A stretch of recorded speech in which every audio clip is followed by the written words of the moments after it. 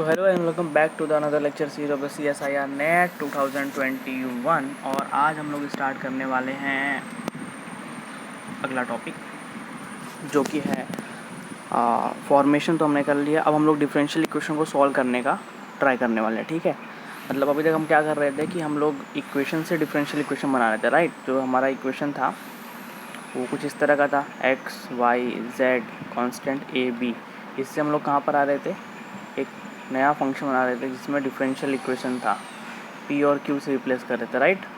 अब हम क्या करने वाले हैं, इसका उल्टा करने वाले हैं और मेन टॉपिक यही है कि इसका उल्टा करना आपको सीखना है। ये तो इजी था, सिर्फ दो इसमें फॉर्म थे, पहला फॉर्म और दूसरा फॉर्म। आई थिंक मैंने दोनों सिखा दिया है, राइट। कॉन्स्टेंट को एलिमिनेट करने का और एक फाई ऑफ यू और वी कमा वी, यू कमा वी वाला। तो इसमें सिर्फ दो फॉर्म थे और असली जो है वो खेल जो है वो रिवर्स आने का है, ठीक है। तो let us begin with this और I hope everyone is doing good.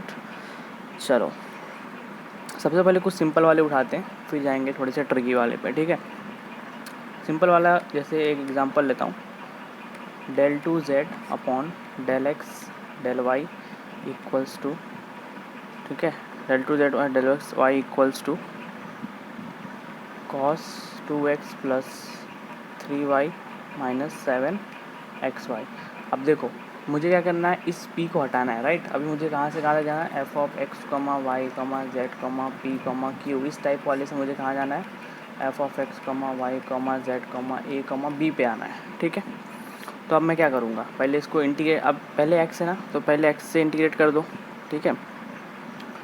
तो integrate with respect to x, तो अगर x के रिस्पेक्ट में आप इंटीग्रेशन करते हो तो y क्या हो जाएगा, y को ट्रीट करना है एज अ कांस्टेंट। तो हमें पता है इंटीग्रेशन और डेरिवेटिव कट जाता है तो कुछ नहीं बचता है। तो यहाँ पर हम जब पहला इंटीग्रेशन लगाएंगे तो एक डेरिवेटिव चला जाएगा और सिर्फ ये बचेगा, ठीक। फिर आता है कॉस का इंटीग्रेशन, क्या होता है, sine 2x plus 3y upon 2। I hope ये पता होगा, ये तो बहुत सिंपल चीज़ें, मतलब ये सिखाने की ज़रूरत नहीं होनी चाहिए, ठीक है। और एक कांस्टेंट जुड़ जाएगा फाई ऑफ y, जो हम लोग प्लस सी करते हैं, ठीक है, इंटीग्रेशन करने के बाद। तो यहाँ पर हमारा कांस्टेंट जो y का है तो उसका एक फंक्शन ऐडअप हो जाएगा, ठीक। Now integrate with respect to y and x क्या रहेगा अपना कांस्टेंट, ठीक है। अब अपन क्या करेंगे, z इक्वल्स टू, अब साइन का इंटीग्रेशन क्या होता है, minus of cos 2x plus 3y upon 4 minus 7x square y square upon, यहाँ पे क्या आ जाएगा 4, राइट। और प्लस इसका इंटीग्रेशन होगा phi of y d of y plus एक नया कांस्टेंट जुड़ेगा जो फंक्शन ऑफ एक्स हो जाएगा, राइट, साई ऑफ एक्स। तो ये आपका z इक्वल टू के फॉर्म में आ गया, राइट। हमें z इक्वल टू के फॉर्म में चाहिए रहता है, आ गया ही, ओके कूल ना, समझ गए ना। यहाँ पे जब हम ये x के रिस्पेक्ट में इंटीग्रेशन करते हैं तो कांस्टेंट फंक्शन y का जुड़ता है, जब हम y के रिस्पेक्ट में इंटीग्रेशन करते हैं तो कांस्टेंट फंक्शन x का जुड़ता है, ठीक है। अब बढ़ते हैं आगे। चलो एक क्वेश्चन आपको होमवर्क के लिए दे देता हूँ, वो आप लोग ट्राई करो। del 3z upon del x square del y equal to cos x plus 4y। इसमें क्या करना है, आपको x से 2 बार इंटीग्रेशन करना है, उसके बाद y से 1 बार करना है, तब जाके ये बनेगा z, ठीक है। तो टोटल आपको 3 बार इंटीग्रेशन करना है। तो ये होमवर्क नोट डाउन कर लो, इसको कर लेना, ठीक है। और भी एक दो दे देता हूँ ताकि प्रैक्टिस हुआ रहे। दूसरा भी लिख लो यार, del z upon del x equals to x plus Y.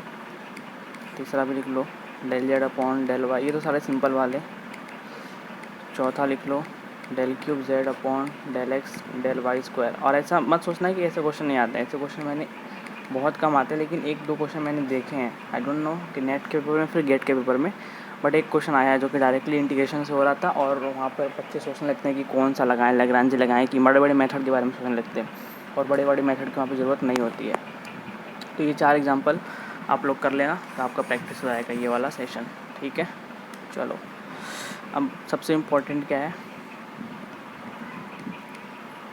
Lagrange's method, ठीक है। अब लैग्रांजेस मेथड में मैं कुछ टाइप वाइज पढ़ाऊँगा, 3-4 टाइप पढ़ाऊँगा, तो टाइप 1 ले लो यार, ठीक है। तो लैग्रांजे मेथड आप लोगों को कहाँ लगाना है, कॉची लीनियर को सॉल्व करने के लिए लगाना है।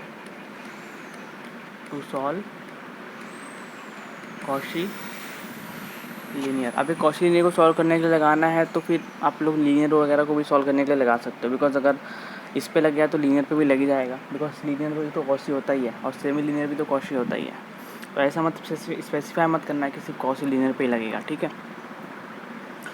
तो हम कॉशी लीनियर लेके चलते हैं, ये कॉशी लीनियर है, राइट।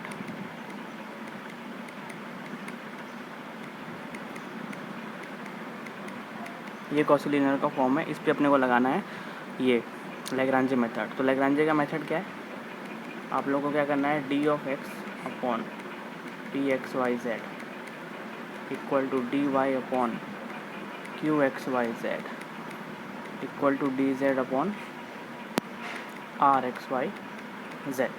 तो सबसे पहले तो आपको इस फॉर्म में इक्वेशन को लिखना है, ताकि आप लोग जो कि पी के साथ है, पी के साथ मतलब क्या होता है, del z upon del x के साथ, याद रखना, विथ रिस्पेक्ट टू एक्स वाले के साथ, मतलब फर्स्ट वेरिएबल के रिस्पेक्ट में जो होता है, ठीक है, क्योंकि हमारा एफ ऑफ एक्स को वाई है ना, इसलिए। तो और क्यू क्या होता है, del z upon del Y.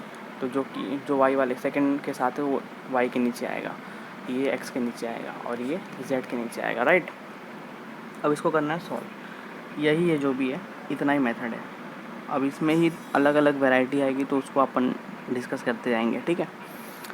अब इसमें क्या करना है ना, किन्हीं भी दो को उठा के सॉल्व करना है। आप इन दोनों को उठा लेना, इन दोनों को उठा सकते हो या फिर इन दोनों को उठा सकते हो, ठीक है।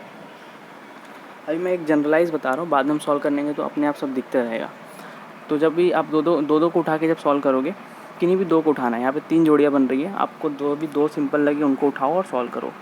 तो आपको 2 फंक्शंस मिलेंगे एक्स वाई जेड के, उनको नाम दे दो u x y z equal to C1 मिलेगा, कांस्टेंट दिख रहा है क्योंकि डेरिवेटिव इंटीग्रेशन करेंगे तो एक कांस्टेंट तो आएगा ही, और एक V मिलेगा x y z equal to C2, ठीक है। 2 मिल गया, U मिल गया और V मिल गया। अब क्या करना है, इनको लिखना है, ये मतलब एक इक्वेशन के फॉर्म में लिखना है। तो इक्वेशन के फॉर्म में लिखने के तरीके मैं बताता हूँ, या तो आप लोग ऐसे कर दो, या तो आप लोग डायरेक्टली ये कर दो कि phi of u comma v equal to 0 कर दो, या तो u equal to phi of v बना दो, या तो v equal to phi of u बना दो। ये 3 में से कोई भी एक उठा लो और बना दो। ये तो इन जनरल मतलब ऑप्शन में कोई भी फॉर्म का हो सकता है ना, तो कोई भी एक फॉर्म देख लेना आप अपने हिसाब से, ठीक है।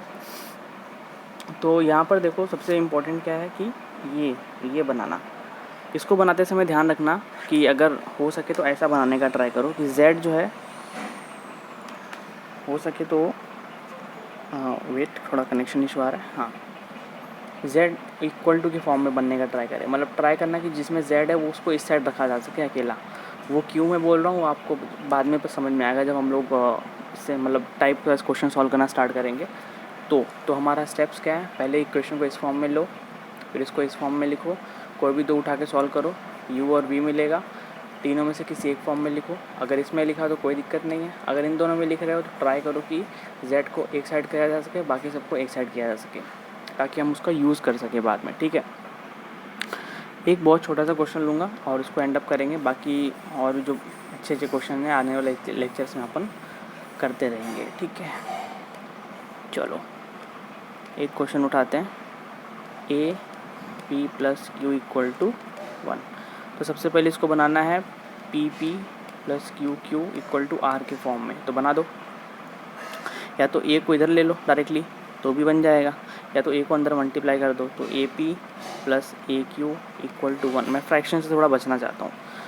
अब क्या करना है, सेकेंड स्टेप, ये फर्स्ट स्टेप हो गया इस फॉर्म में। सेकेंड स्टेप क्या था, डी एक्स अपॉन जो पी का कोएफिशिएंट है, डी वाई अपॉन जो क्यू का कोएफिशिएंट है, और डी जेड अपॉन आर, ठीक है। अब क्या बोला था, हम किसी भी दो को उठाओ सॉल्व करो। मैं इन दोनों को उठाता हूँ पहले तो देखो क्या आएगा, D X upon A equal to D Y upon A और ए कट गया, तो डी एक्स इक्वल टू क्या बचा, डी वाई। इंटीग्रेशन कर दो दोनों साइड का,